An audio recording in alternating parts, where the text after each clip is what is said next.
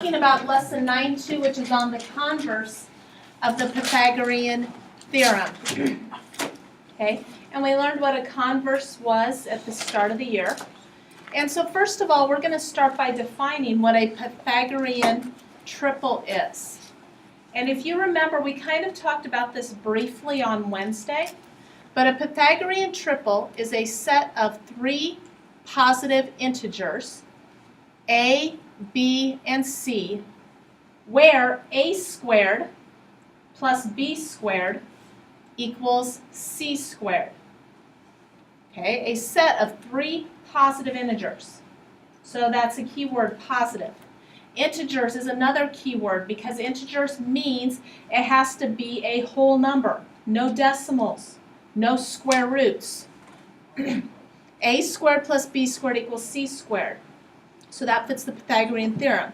So what I've done is I just listed 5 of them for you, but there are numerous other Pythagorean triples. Probably the most famous one is the first one, 3, 4, 5. Okay, next one, 5, 12, 13, 6, 8, 10, which coincidentally is related to the 3, 4, 5. How so? It's just doubled. So that could actually be a way that you could find additional ones. Instead of doubling 3, 4, 5, you could triple it. You could quadruple it. And those will all work as well. You have 7, 24, 25, and you have 8, 15, and 17. Those are just a few. But like I said, there's quite a few other Pythagorean triples. So we're going to go ahead and look at the next slide. Okay, if you didn't quite get all of those written down, you can write them down at the end. But the converse of the Pythagorean theorem states, if the lengths of the three sides of a triangle satisfy the Pythagorean equation, then the triangle blank. So I'm going to go ahead and let you think about that as you write that down, and we'll go ahead and figure out what goes in the blank. Okay, so as you think about that, what do you think would go in the blank? Right triangle. Right, then the triangle is a right triangle. So,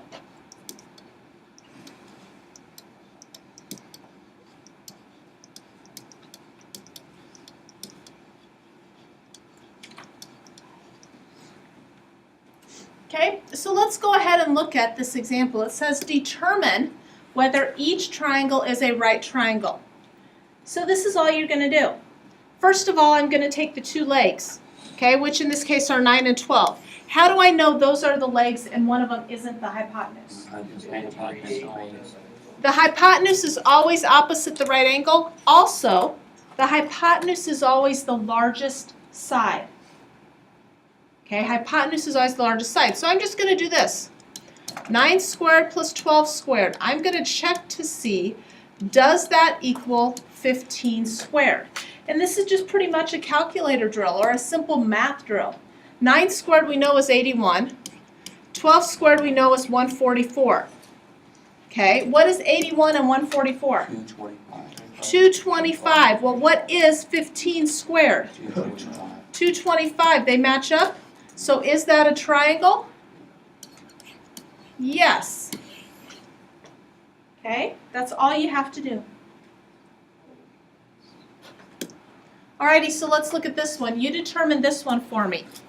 Is this a right triangle, yes or no? Now, if you're doing this come test time, and you just answer yes or no, I'm not going to give you credit. What I'm looking for is that last statement that says like this number equals this number. Okay, so you need to make sure you show your work. So, is that a right triangle, yes or no? No. No, what did you get your last statement to be?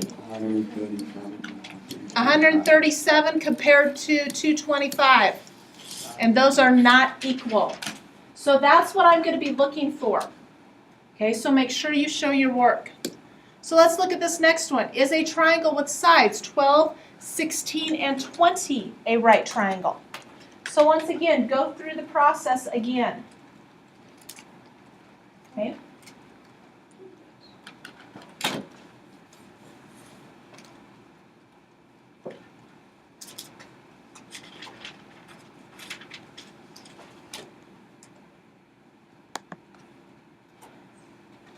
So, is it a right triangle?